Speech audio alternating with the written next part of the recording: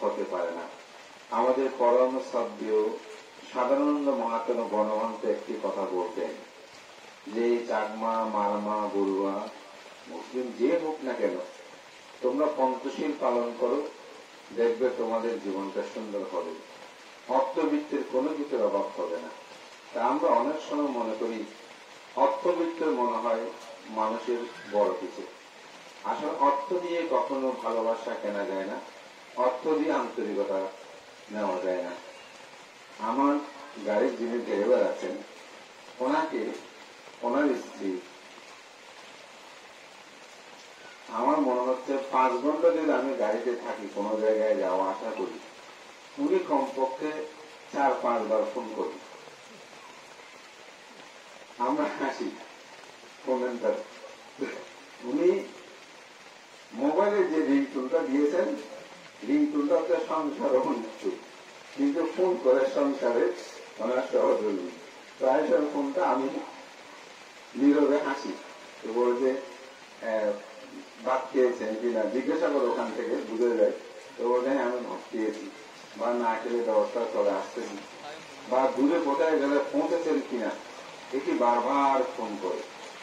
তা আমি ভাবছি যে আসলে তার বিশাল অর্থবিত্ত নাই, কিন্তু তাদের মধ্যে আন্তরিকতা আছে, তাদের মধ্যে ভালোবাসা আছে, একে অপরের মধ্যে শ্রদ্ধাবোধ, সম্মানবোধ, স্নেহবোধ আছে।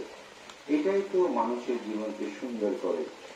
আমি মনে করি মহেন্দ্রবাবু সেরকম বিবাহ বিভক্ত বিশাল সম্পদ তার নেই, কিন্তু তিনি যে সন্তান সন্ততি স্ত্রী পুত্র সবাইকে নিয়ে তার সুন্দর জীবনটাকে অতিবাহিত করেছেন, এখানে কিন্তু আন্তরিকতার কোনো অভাব নাই, যার কারণে তিনি সম্পদশালী ছিলেন। মহাকারণিক তথাগত বুদ্ধের ধর্ম দর্শনে আমরা সেটা পাই। তাই মানুষের জীবনে পুণ্যকর্মগুলো সম্পাদন করা উচিত। এই পুণ্যকর্মে মানুষের জীবনকে সুখময় করে তোলে। বুদ্ধ জগতে 10বিধ কুশল কর্ম পুণ্যের কথা বলেছেন। সে 10বিধ কুশল কর্ম কি? দান, শীল, ভাবনা, সেবা, পুণ্যদান, পুণ্য অনুমোদন, ধর্ম শ্রবণ, ধর্মদেশনা আয়োজন এবং দৃষ্টি বিজয় করা। এগুলো হচ্ছে মানুষের জীবনের কুশলময় কর্ম। তো দান কর্ম কেন করে? আমি একটি গাদা ভাষণ করেছি। এটি মহাকারণিক তথাগত বুদ্ধ যখন বুদ্ধত্ব লাভের জন্য তিনি গয়ার বুদ্ধের মতরে বসেছিলেন, তখন মারেরা তথাগত বুদ্ধকে বিভিন্নভাবে সেখান থেকে উঠে যাওয়ার জন্য বিভিন্ন ধরনের তারা সমস্যা সৃষ্টি করেছিল। বিশেষ করে নহলগির উপস্থিত সেখানে তথাগত বুদ্ধকে সেখানে মেঘযুক্ত স্বর্ণে আক্রমণ করেছিল, কিন্তু বুদ্ধ বিজয় করেছেন দানাদি ধাম্ম বিদিনা জিতবা মনীন্দ্র। অর্থাৎ এই মনীন্দ্র মানে এটা কিন্তু বুদ্ধের আরেকটা নাম, মনীন্দ্র বুদ্ধ বলে। হ্যাঁ, সেজন্য বলছে যে আজকে যিনি ওনার নামের কিন্তু একটা বিশাল গভীরত্ব অর্থ আছে। বুদ্ধ সেখানে কিন্তু মনীন্দ্র বলতে বুদ্ধকে বোঝানো হয়। বুদ্ধ সেখানে তিনি বলছেন আমি যে জন্ম জন্মান্তর দানাদি কুশলময় কর্ম সম্পাদন করেছি, এই পুণ্য প্রভাবেই যেন সবকিছু পরাজিত হয়। তখন কিন্তু মানবরা পরাস্ত হয়েছিলেন। এবং আপনারা জানেন বুদ্ধ প্রতিবিম্ব বা বুদ্ধ মূর্তি, সেটার একটা মুদ্রা আছে, ভূমি স্পর্শ মুদ্রা। হাতটা মাটির দিকে আছে, আপনারা দেখেছেন অনেকে, এটাকে বলা হয় ভূমি স্পর্শ মুদ্রা। এটি যখন নারদীর উপস্থিত সেখানে যে আপনি দান করেছেন, এই দানের আসলে সত্যিকার অর্থে এটা সাক্ষীকে যখন এটা প্রশ্ন করেছিলেন, তখন তিনি উত্তরেই বলেছিলেন যে এই ভূমি বসুন্ধরা মানে এই পৃথিবী, এই ভূমি হচ্ছে আমার সে সাক্ষী। তখন ভূমি স্পর্শ করেছিল, সমগ্র কিছু পরাভূত হয়েছিল। এই জন্য দান করাটা খুব প্রয়োজন।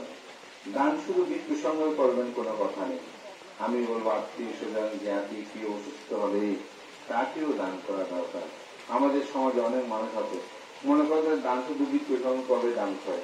আসলে শুধু মৃত্যু সঙ্গে করবে দান হবে তা না, দান হবে, কিন্তু আপনার একজন মানুষ যদি তিনি অসুস্থ হয়, সে মুসলিম হোক, বৌদ্ধ হোক, খ্রিস্টান হোক, হিন্দু হোক, যে ধরনের মানুষ হোক, আপনি যখন একটা অসুস্থ মানুষকে দেখবেন তখন আপনি তাকে সাহায্য করবেন, সহযোগিতা করবেন, দেখবেন সেখানে পূজা হবে। আমি একটা ছোট্ট উদাহরণ দিয়ে বলি।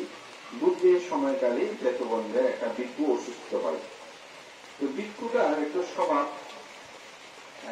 খারাপ ছিল। স্বভাব খারাপের এই জন্য সে ভিক্ষুটা একজনের কথা একজনকে বলে দিত, বলে দিয়ে সমস্যা সৃষ্টি করত।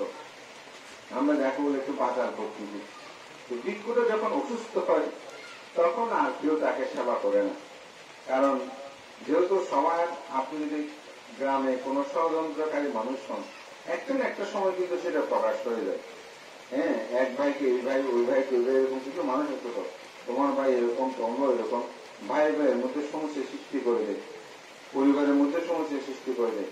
আবার কিছু মানুষ আছে না, সান্ত্বনা দেয়, ভাই বোনের আত্মীয় জ্ঞাতির মধ্যে সুন্দর সেতু বন্ধন গুলো রচনা করে। তো এই ভিক্ষুটা এক ভিক্ষুকে এক কথা, আরেক ভিক্ষু এক কথা এরকম বলবে। সে যখন অসুস্থ হয় তখন কেউ আর তাকে সেবা করে না। তো বুদ্ধ প্রতিদিন একটি ধ্যান করতেন, এটাকে বলা হয় সমপত্তি ধ্যান, অর্থাৎ আজকে করুণা সমপত্তি ধ্যান। তো বলে এই করুণা সমপত্তি ধ্যান হচ্ছে কার আজকে আমি মঙ্গল করব। তো বুদ্ধ সেদিন দেখলেন যে একটা ভিক্ষু বিহারের মধ্যে, কক্ষের মধ্যে সে মলমূত্রের পায়খানা প্রস্তাবের মধ্যে পড়ে আছে, কেউ তার সেবা করে না। তো বুদ্ধ তিনি শয্যা ত্যাগ করে ওই রুমের দিকে যখন আনন্দকে সাথে নিয়ে যাচ্ছেন ডুব দিয়ে, সে মুহূর্তে অন্যান্য ভিক্ষুরা বলছে, তথাগত বুদ্ধ আপনি ওই রুমে যাবেন না, ওখানে আপনি গেলে ভালো হবে না, ওখানে দুর্গন্ধযুক্ত একটা ভিক্ষু পড়ে আছে। তো বুদ্ধ কারো কথা শুনলেন না। তো বুদ্ধকে তো আর একেবারে আটকে রাখা যাবে না, তাই সবাই সরে গেলেন, বুদ্ধ ভিতরে ঢুকলেন। গিয়ে বুদ্ধ আনন্দকে দেখো, আনন্দকে বলতে, আনন্দ তুমি উষ্ণ জল নিয়ে আসো, অর্থাৎ পানি নিয়ে আসো। তো বুদ্ধ নিজের হাতে সেই অসুস্থ ভিক্ষু, রোগী ভিক্ষু, তিনি সেবা যত্ন করলেন, পায়খানা দশা সব পরিষ্কার করে দিলেন এবং বুদ্ধ সেখানে একটি অসাধারণ উক্তি করলেন। বুদ্ধ বললেন যে জগতে যিনি রোগীর সেবা করে তিনি বুদ্ধের সেবা করেন। অর্থাৎ আপনি যখন কোন অসুস্থ মানুষকে সেবা করবেন, মনে করবেন আপনি বুদ্ধের সেবা করবেন। আমার দেশন আমি তো এক জায়গায় বলেছি, ছোটবেলায় আমরা যখন বিহারে যেতাম মায়ের সাথে, অনেক সময় অনেকে বলছে আমার মাকে দেখো দিদি ফুলগুলো একটু নিয়ে যান, আমি আজকে বিহারে যেতে পারবো না। তা আমার মা বলতো কেন কি হয়েছে, বলে আজকে তো আমার শাশুড়ি খুব অসুস্থ এরকম। তা আমার মা বলতো ঠিক আছে ঠিক আছে, তোরও হিসাব হলে বুদ্ধ পুজোই রবি। তা আমি ভাবতাম যে আমার মায়েকে কি কথা বলে, কোথায় বুদ্ধ পূজা, কোথায় শাশুড়ি পূজা, ব্যস্ত না, বুদ্ধের পূজা কেন হয়ে যাবে। সেই পরবর্তীতে যখন বৌদ্ধ ত্রিবিধ শাস্ত্র অধ্যয়ন করলাম তখন বুঝতাম আমার মা আমাদের মতন এত উচ্চ শিক্ষায়, হয়তো একাডেমিক শিক্ষায় শিক্ষিত না হলেও তাদের মধ্যে যে ধর্ম জ্ঞানগুলো ছিল এগুলো কিন্তু কম নয়। বুদ্ধের কথাটাই তারা কিভাবে বলেছেন যে তুমি শাশুড়ির সেবা করতেছ, তোমার বুদ্ধ পূজা হয়ে যাবে। তাহলে বুদ্ধ কি বলেছেন, যিনি রোগীর সেবা করেন তিনি বুদ্ধের সেবা করেন। তাহলে বুদ্ধের পূজা হয়ে গেল না। এই জন্য আমরা আসলে এই বিবিধ ভাবে আমরা পুণ্য কর্ম, ভালো কর্মগুলো, সৎকর্মগুলো সম্পাদন করতে পারি। গানের সাথে একটু শিলময় জীবন যাপনটা দরকার, যেটা মনীন্দ্র বাবুকে নিয়ে বলেছি যে তিনি শিলময় জীবন যাপন করেছেন বলে পরিবারটাকে তিনি গঠন করতে পেরেছেন। আজকে 4 ছেলে মেয়ে, কেউ তো চোর হয়নি, ডাকাত হয়নি, তাই না? কেউ তো মান সম্মানের ক্ষতি করে নাই। তো আমরা সাধারণত টাকা পয়সা থাকলে বলি যে এই পরিবারটা খুব উন্নত পরিবার। আসলে টাকা পয়সা দিয়ে উন্নত পরিবার নয়।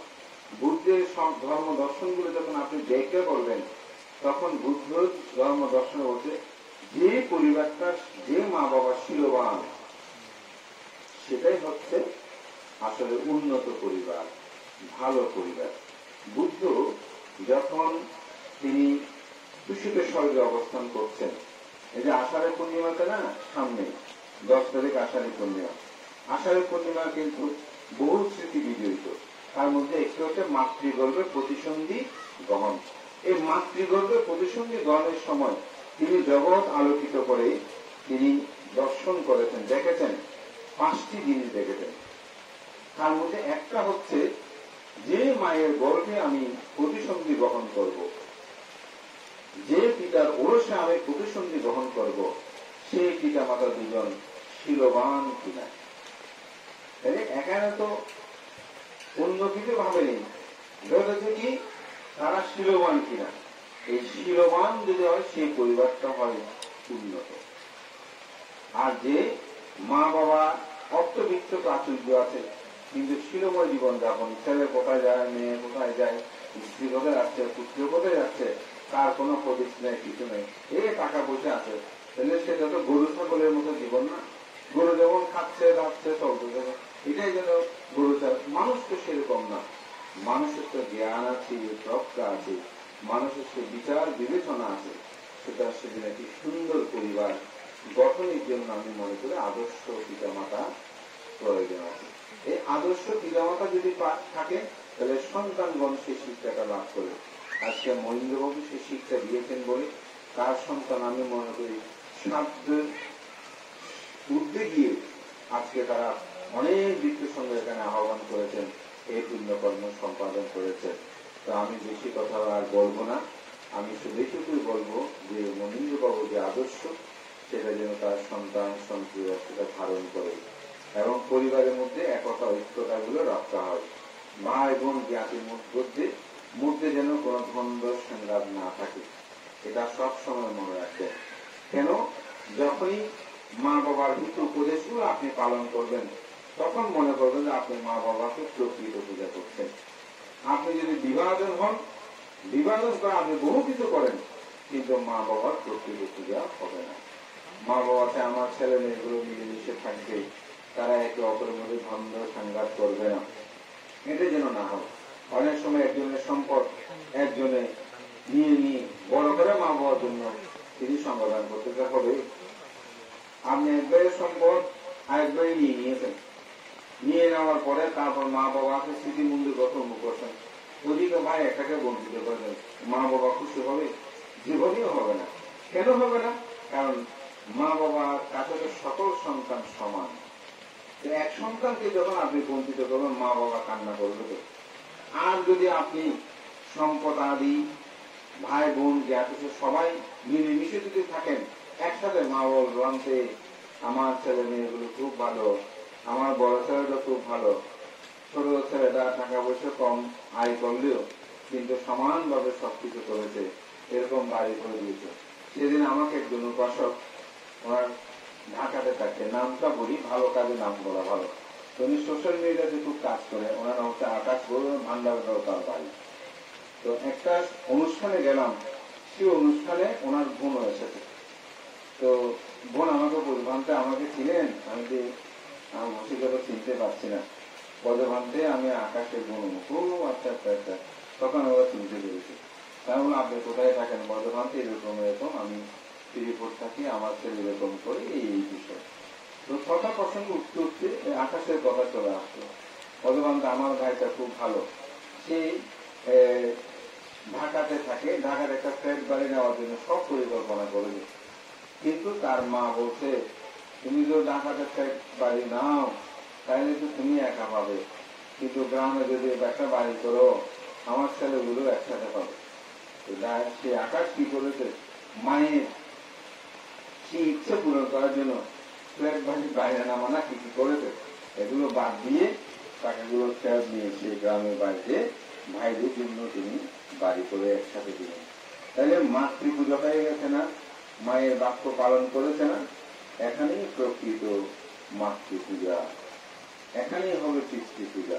তা আমরা সমাজে মনে করি অনেক বড় বড় পিতৃপূজা হবে, দান হবে, কিন্তু প্রকৃত পূজা মা বাবার কথা যেন আমরা মান্য করে চলি।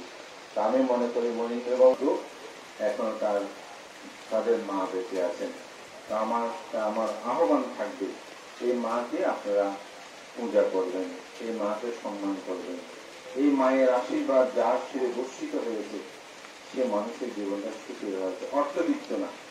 আজকে আমি যেটা যখন আমি জানলাম আমাদের শ্যামল মামার ছেলে হিরু সে ডিগ্রি পাস করেছে, উচ্চ শিক্ষা করতে চায়। আমার এত আনন্দ লেগেছে, যেটা সত্যি কথা, যে আমার মামা অনেক কষ্ট করেছেন।